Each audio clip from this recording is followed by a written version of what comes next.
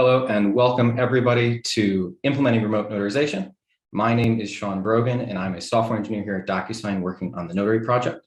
And today we're going to be talking about everything Notary. So I'm going to start off by walking through what a typical paper-based notarization looks like and why electronic notary is superior to that. Then we're going to hit on what DocuSign Notary is as a product. We'll show a demonstration of what a notarial session looks like. We'll walk through at a high level what our APIs are capable of. And then the majority of this session will be me giving a demonstration of a couple of typical workflows that you would be able to implement using our APIs. And then at the end, I'll hit on a couple of resources and we'll do a Q&A. And as a note, you can be submitting those Q&A questions throughout the entirety of this session and we'll get to them as we can. So to start off, what does a typical paper notarization look like? So it begins with the notary and the signer getting together in person.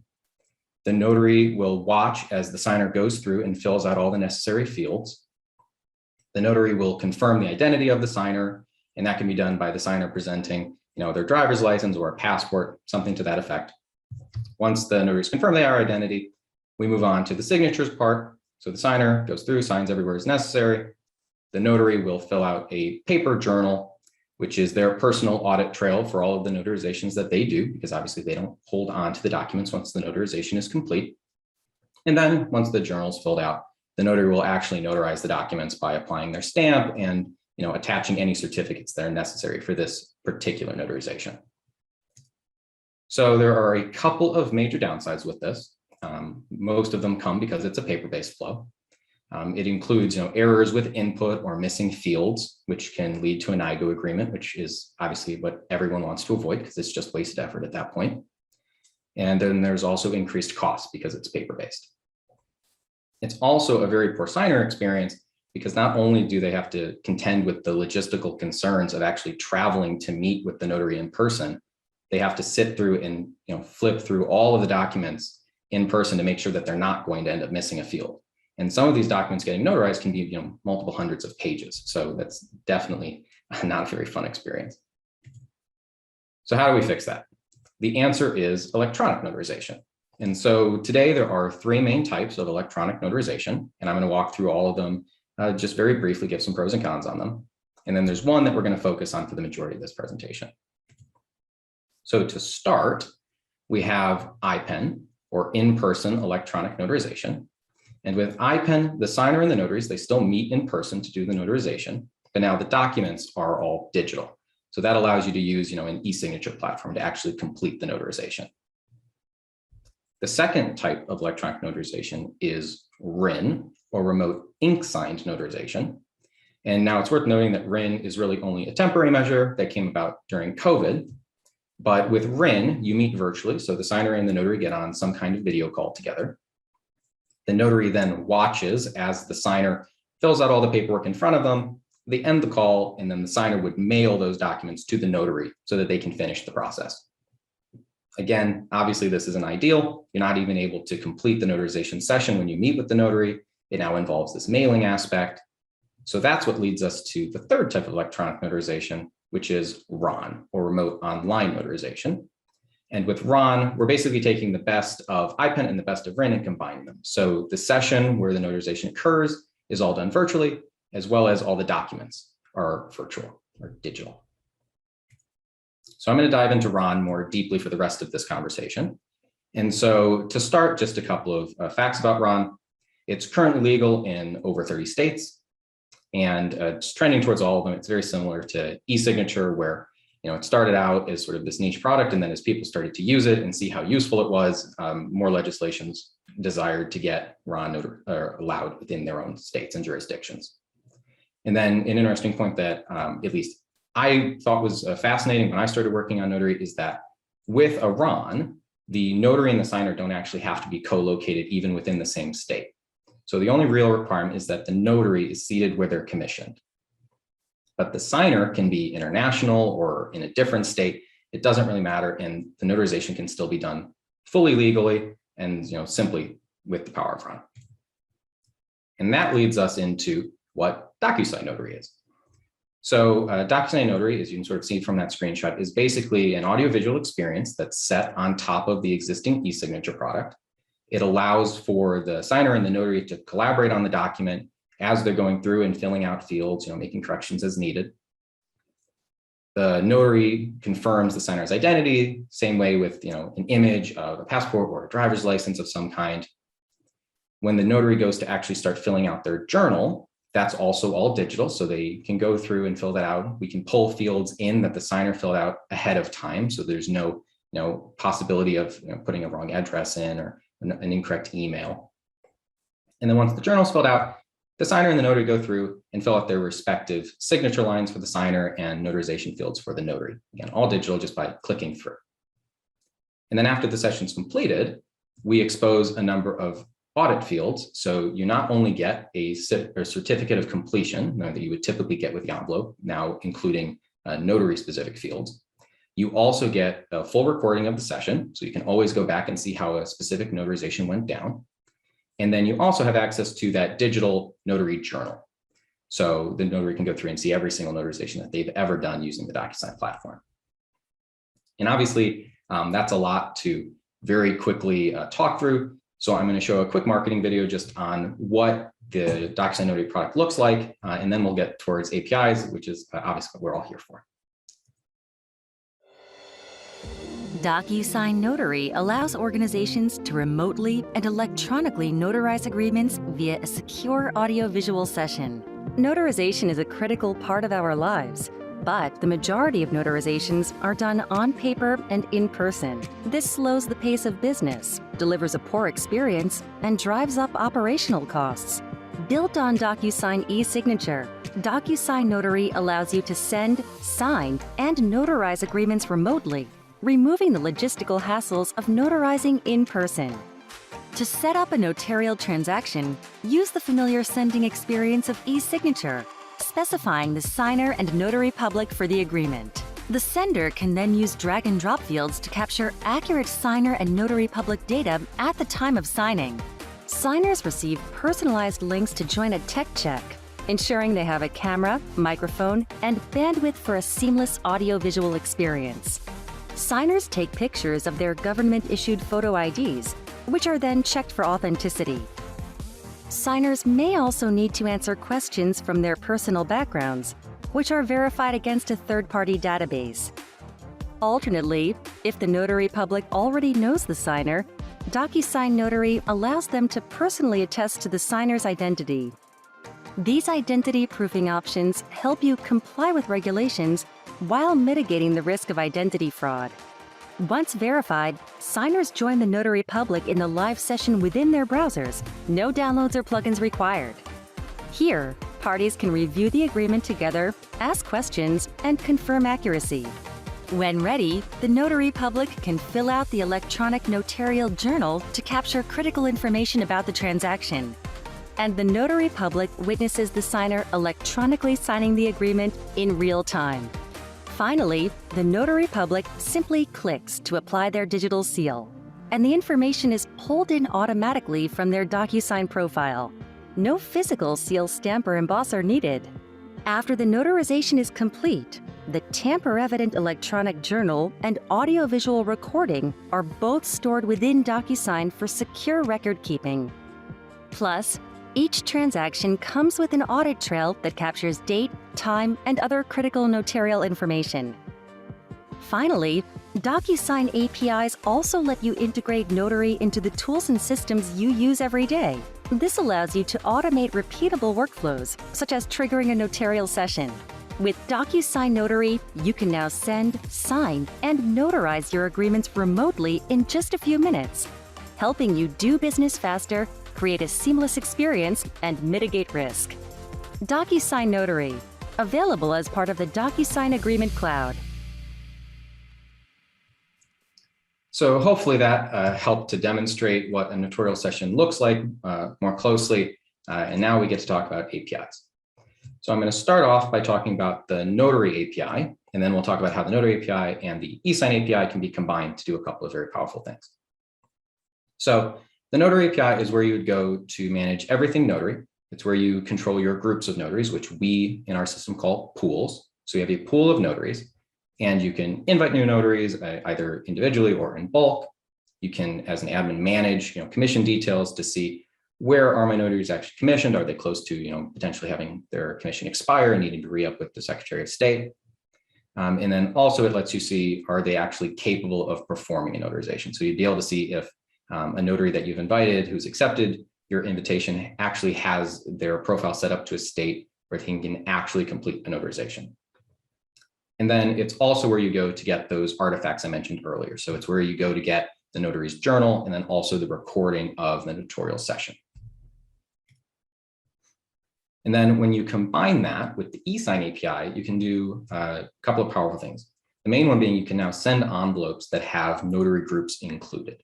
And then as a part of setting up that envelope to be sent, you call the Notary API to answer the questions you have along the way about notaries. So the obvious example there is I'm a sender who has no idea who we have as notaries. So I'd call the Notary API to get that list of available notaries, and I would therefore be able to complete my envelope and send it off. So that's high level what those APIs do. And now we get to do our demo. I'm going to swap my screens here to show Postman, and we'll walk through our workflows. So to start off, I am going to re-up my tokens so that I'm fully capable of making all these API calls. And this gives me a good opportunity to mention that the Notary API, you authenticate the exact same way as you do with the eSign API.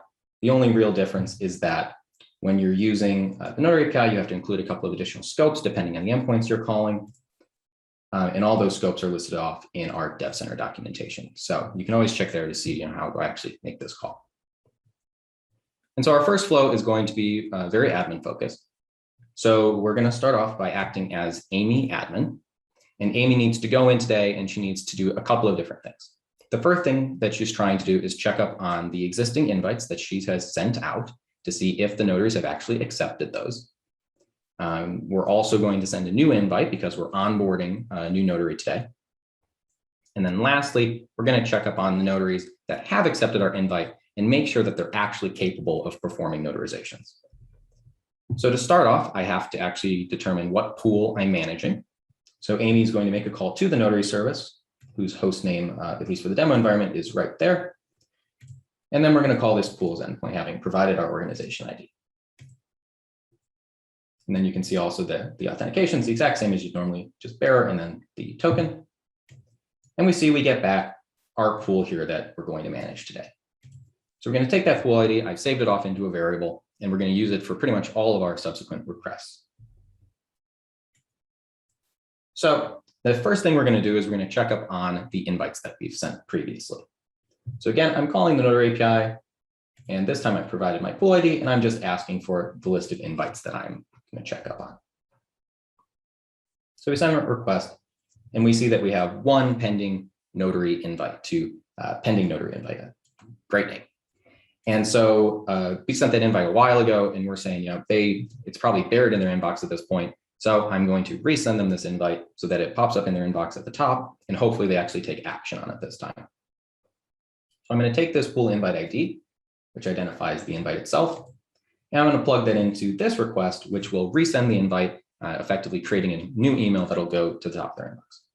And again, I'm calling that invites resource, except this time I'm providing a specific invite ID, and I'm going to make that post request. I send that off, and that will kick off the process of sending them a new email. And as we can see, that request succeeds, and now I can move on to my next task. So my next task was to invite a new notary. And so I'm going to send a new notary invite to someone we're onboarding today. And again, calling that invites resource with a post. Now we're going to see something with this request, and that is that it fails. And that's because the email that I'm trying to use already exists for this invite. So this is for that same pending notary invite that we saw was already out there and having been sent, that we actually just resent. So I go, oh boy, I picked the wrong email. The actual email that I want to send this to is new notary invite. So I change my request and I send it off correctly this time. And this one should actually send, and this will prompt a new email to this person that we are attempting to add to our notary pool as a notary. So we see it sends correctly. Here's our identifying ID. And we can, confirm that just by calling that same endpoint as we called before for our list of invites that are pending. And now instead of just seeing that pending notary invite, we now also see new notary invite. Now let's say that the onboarding didn't go well and we aren't going to move forward with this person as a notary within our pool. So now I want to remove them. So I grab new notary invites ID here, and then I'm going to go to that invite resource. And this time I'm going to delete that specific invite. So I send it off and we see successful response. The invite has now been deleted. And again, I can confirm that by calling that list of pending invites endpoint. And we see now we're just back to having that one pending notary invite. So although that new invite didn't go well, I still have to complete my last task, which is checking up on the notaries that are within my pool to make sure that they're capable of performing the notarization duties.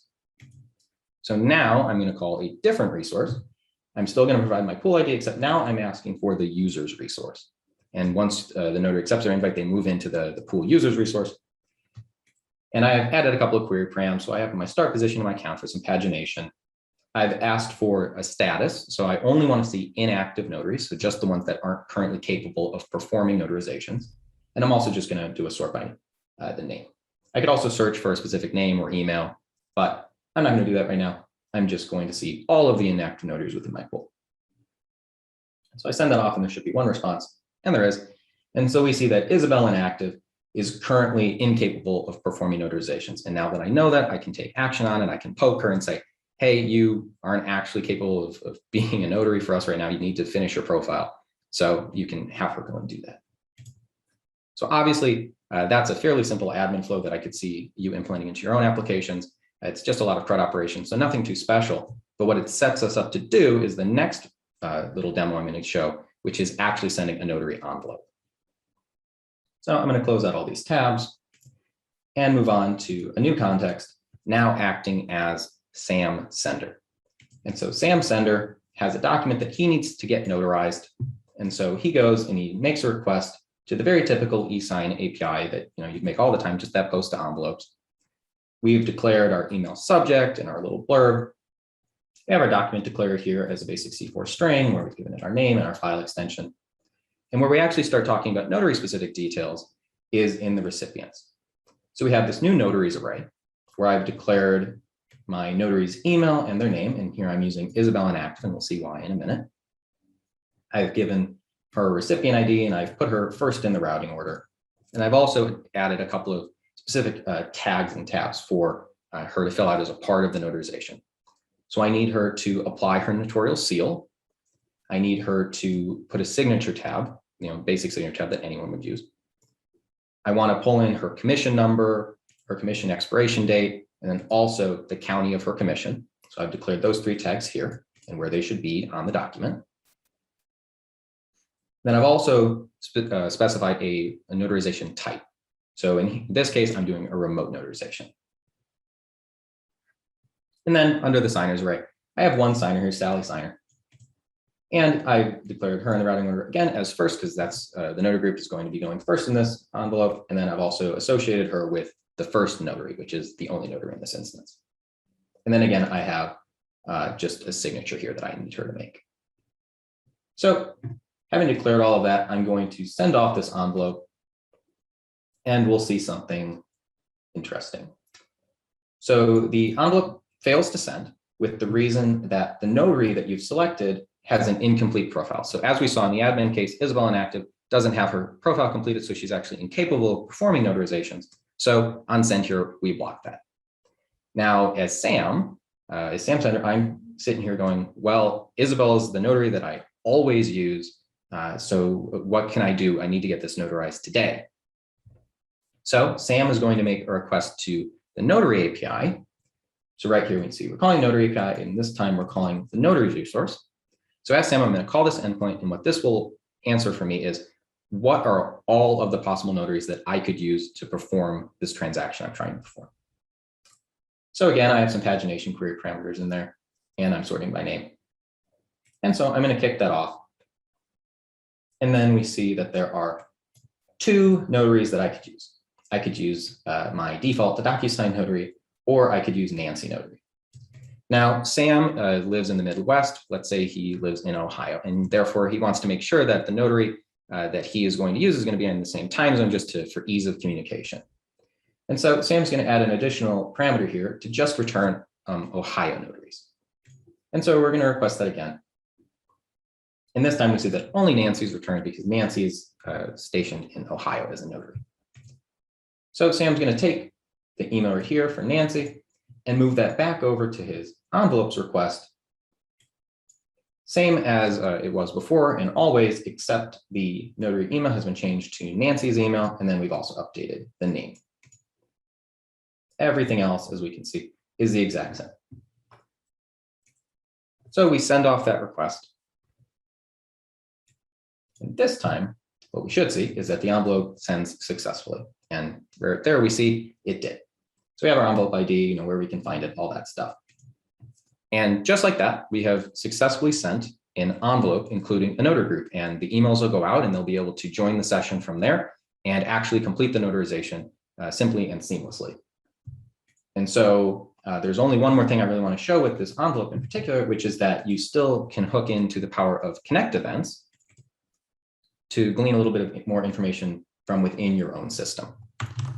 So I'm going to swap my screen back to my browser very quickly. And I already have it open. And what we'll see is that here's the new Connect event from the envelope I just sent. So I have this account set up to have Connect events for any time an envelope gets sent. And so you'll see that it has typical information about the envelope. And if we scroll down, we see we have our Sally signer declared here. And then we get to our specific notary information. And so we can see that there was a remote notarization envelope sent. It's going to include Nancy Notary.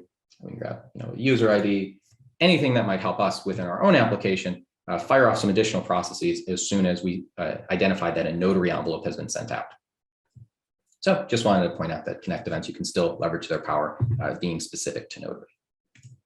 So I'm going to go back to Postman now for the last sort of demonstration I want to give. So I'll close these tabs out again. And this time we're going to pretend that we went through and we, Sally Signer and Nancy Notary did that notarization maybe a year ago, 2 years ago in the past. And now something about that notarization has been called into question. So as Nancy, I need to go and pull the artifacts for that notarization so that I can prove that, yep, it was done by the book. I have this recording and I have my journal to prove that we were compliant in all ways. So the first request I'm going to make is to the Notary API. And so again, this time I'm acting as Nancy Notary. I've put my user ID as Nancy here, and then I'm requesting my journal sessions so I can get the list of all of the different notarizations that I have done. So I send that request off, and we'll see that Nancy's only ever done one notarization. She's not a very active notary. And we can see the session ID for that notarization is right here. So I'm going to take that and I'm going to now use it to retrieve the specific artifacts for that notarization. And so that's what this secondary request is for. So it's the exact same up until journal sessions. Now we're providing our specific journal session ID, and we're going to request this archive endpoint. And what archive is going to do when I call it is it's going to return to me an AWS link that'll last for 10 minutes, where I can actually go and retrieve a zip of both an MP4 of the recording and then also a PDF of the journal. So have that. I won't actually show downloading it because that'll take a second, but just so you see, you can get access to all those artifacts after the fact. And just like that, we've run through 3 really basic flows for how you might want to leverage notarization within your own APIs or with your own applications. So I'm going to swap back to my demo slides. There. And just for the last part, which will be resources, the first one I want to show off is just Dev Center documentation. So right here, I've gone to developers.docusign.com and I'm looking at the documentation for the Notary API. And from here, you can learn a lot more than I could cover today about the Notary API and how to actually leverage it. So outside of just a general overview, there are specific callouts of, do you want to do ROM? Do you want to do eNotary? Explanations for the different concepts. So that notary pool that I mentioned before, what a jurisdiction is, how to manage journaling. And then the most powerful aspect, which is the API reference. So you can go through and you can see all of the different endpoints that we've exposed for you to use within your own applications. For example, if I go here and look at that get notaries endpoint that Sam Sender used earlier to get his list of active notaries, we can see that it calls out the scopes that you would need to make that call, what the actual route is, and then requires an account ID, and then you have these optional query parameters that you can provide. So just wanted to point out that the Dev Center documentation is there to help you as you learn more. And then I also additionally just wanted to point out that the Notary API is currently in a closed beta. So if you want to try to get access to that, you should work with your product manager or your business associate so that they can reach out to the DocuSign sales team and make sure that your use case fits with what that closed beta is trying to do. And with that, I am all done, and we will move on to Q&A. So next slide right there. And we're going to sit here, and I believe Matt is going to join us, and we'll move forward with Q&A. Awesome. Hi, everybody. I'm Matt Rocknich. I'm a product manager on the Notary team. Thank you so much, Sean. That was fantastic. We had a couple questions come through, one of which was relating to availability. So as Sean said, the Notary API is in closed beta currently. DocuSign Notary as a whole, the app, is in general availability. We are asking all developers who are interested in the application to reach out to our DocuSign sales team so we can qualify the opportunity and ensure that you are successful in your implementations and your integrations. If you want to get access to the team and see if your use case is eligible, we'd encourage you to use the developers@docusign.com alias. There we'll sort of get more information about your use case, and we'd love to work with you to figure out if you can do one of the first integrations with DocuSign Notary via API. Some other questions that came in were, actually we have one new question. Let's see. I'll answer that in a moment. One question came around state legality. As Sean mentioned in the slide, this is a very complex topic, as not all states yet actually allow for remote online notarization. The question was specific to California. Is this available and legal in California? And the answer is unfortunately no. The California legislature is currently churning on legislation that would allow for RON, and DocuSign is engaging with the state to see how we can kind of push that along, but currently it is not. And I provided an answer. I believe all of you should have access to those questions. An answer that links out to our DocuSign supported state page to list out the actual states that DocuSign Notary currently allows. And that list will be updated as we support new states. Let's see. One question came in. Does DocuSign API host video with a notary? If so, is Zoom used? So no, actually, so DocuSign actually does host an audio visual session between the notary and up to 4 signers. If you're curious, you can always, maybe we can link to a good demo video of the end-to-end experience of the app. The actual API doesn't necessarily access all functionality across the board. We sort of sandbox the audio visual session for regulatory, for compliance purposes, but a lot of really useful functionality is exposed via both e-signature API and Notary API for developers to get access to and build integrations that fit within your workflow. Let's see, any other questions here that I can answer live? Can we have the client pay the cost of the notarization for a document that we send? So at the current moment, no. The way that DocuSign Notary is ultimately is charged is ultimately to a customer who purchases a volume of notarized signers, not unlike a customer will buy a volume of envelopes. We are currently contemplating enhancements that are involved in payments. So if you are interested in passing those costs along to your notaries or your signers, we'd love to hear about that. One thing that I would caution is make sure that you and your team are aware of state legislation that surrounds RON, because I know for a fact that there are kind of payment maximums that signers can be charged in the case of notarization. So please be aware of that. But we also love to get that feedback from you. So if you are interested in implementing a very specific use case, please let us know. I'm going to go and access the pending questions once again.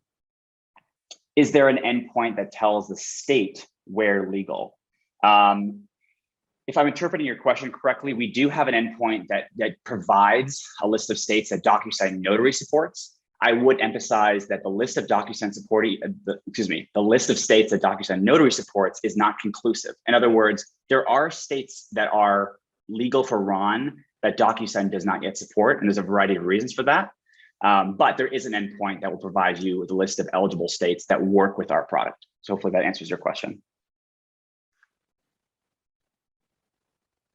Okay, I'm going to scroll through this list. No new questions at this moment. So if you do have questions, we do have a little bit of time. I'm going to give maybe 5 or so minutes of kind of me talking over these questions. If you want to ask a question on the fly, I can guarantee you this is probably the best time to ask a question about Notary while you have us here. Let's see. Can I offer this inside of my application, and this application I sell to my customers, and those customers will offer Notary to their clients? So this sounds like partner integrations.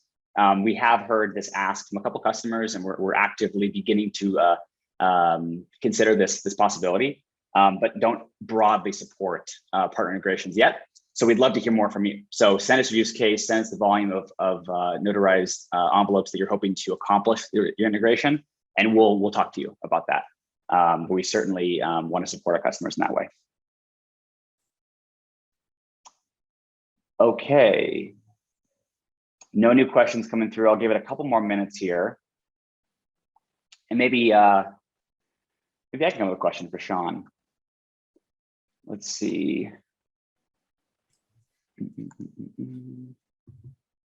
Sean, what can you tell me about the seal? So I know that you, in the demonstration, demo video, when you actually created that envelope, each different jurisdiction has its own seal. How is DocuSign allowing notaries to asking notaries to go and purchase a seal and upload it? Like, how is that all working for our customers?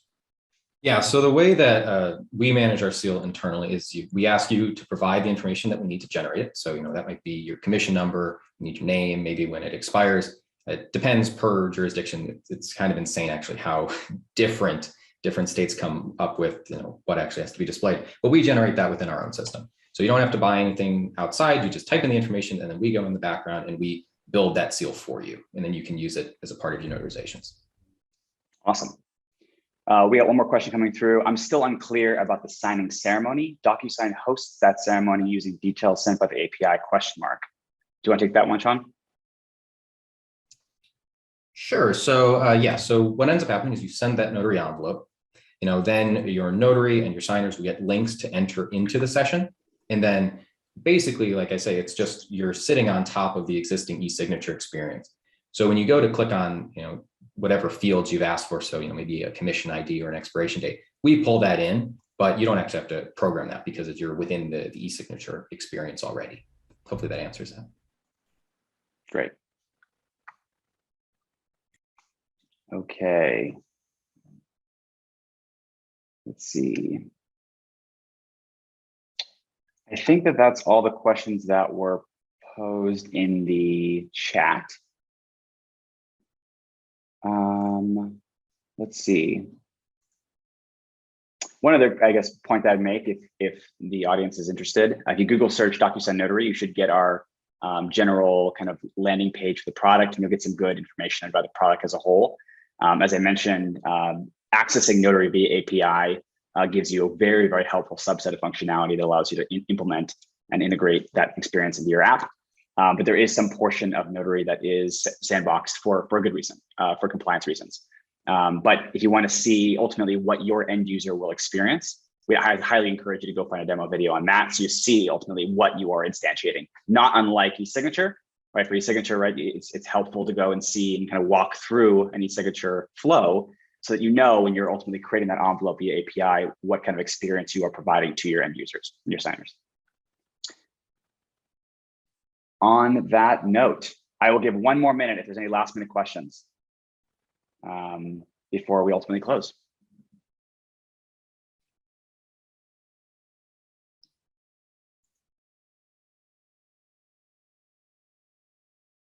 Okay.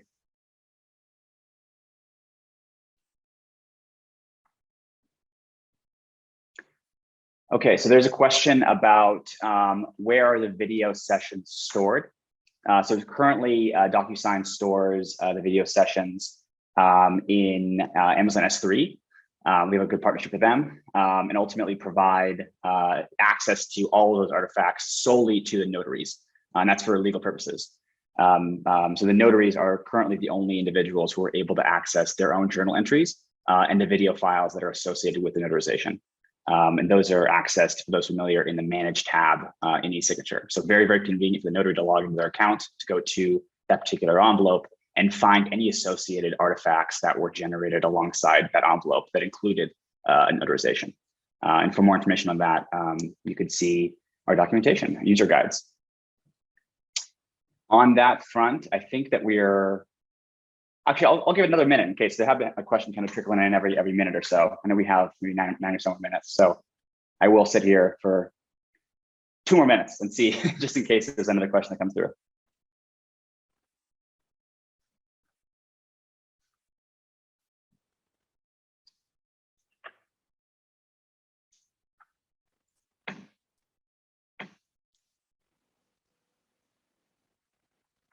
I guess one question that I would ask is ultimately, let's see.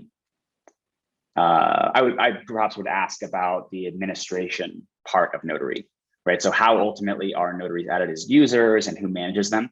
So for those familiar, DocuSign has an entire portion of its platform called admin, previously known as org admin. And this is where an organization administrator could manage users and administrators. And there's a new section called notaries where an administrator can add and invite specifically notary users to join their pool, and as Sean mentioned a little earlier. And so basically that admin user can invite and resend invites. They can suspend temporarily notaries in the organization. They can remove notaries in the organization. And this is all done in terms of management of those notaries before which that notary can ultimately be added to a new envelope. And this ensures that no notaries who are inactive or ineligible for notarizations are added. So just a quick note there. There's a whole section of this. It's sort of an administrative section of notarizations. Okay, we do have a few more questions. One person says, can we download these notary videos? And the answer is, it depends. So it depends on the authorization that you have. Currently, you need to have the authorization of the notary in order to download those videos via API. And we are actively listening to our customers and to any interested parties around sharing those artifacts. But ultimately, there are legal guardrails. And so we want to ensure that we are following the state laws that we are bound by with regards to sharing notarial artifacts with third parties. And so stay tuned for how exactly we intend to implement that. But for right now, there is an endpoint that is available to extract the notary journal and video file associated with notarization.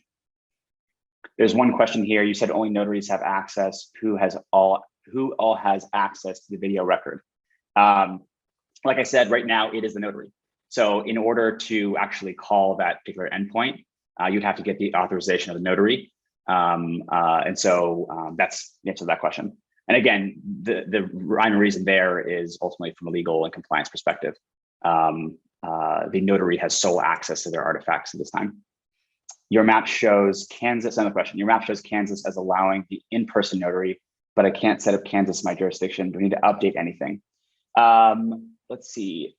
In-person notarization is a little different than remote on notarization. I have to go and check the map and cross-reference that against our RON list and see if I can help you out. If you want to reach out via developers@docusign.com, I can see if I can help you out. I know this is anonymous, but be happy to hear from you.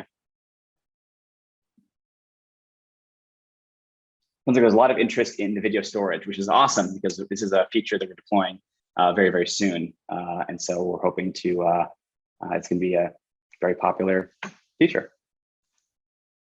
Okay, I got one attendee typing. So I'm going to wait for that question to come through.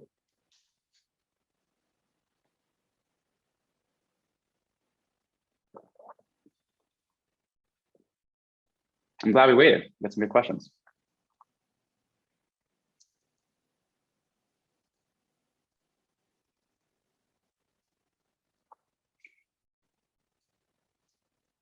And I'm gonna reframe an answer that I made with regards to downloading these notary videos. In case that person was asking about app experience, the answer is yes. So as a notary, I can log into the system, and following the completion of that notarization, can go in and download the artifacts. So if you're talking about via app, the answer is yes. Talking about API, the answer is yes, so long as you're authorizing yourself as a notary.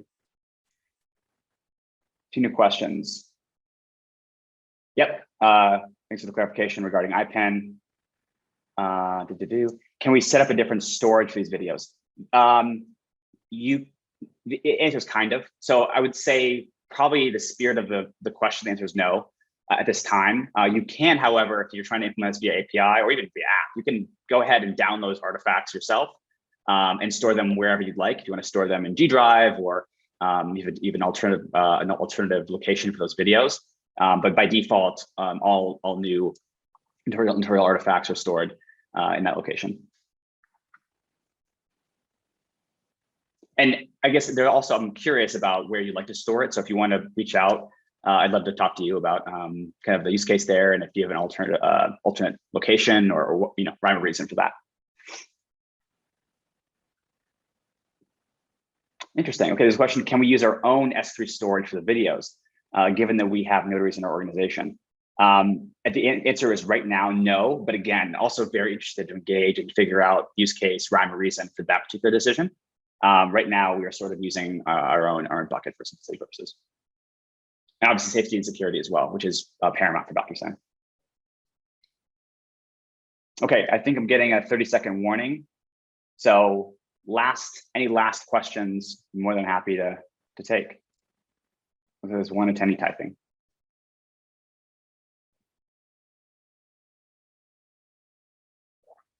One thing I would also mention while we're waiting for this attendee to ask the question, one question I hear very often is like, what is actually in the video?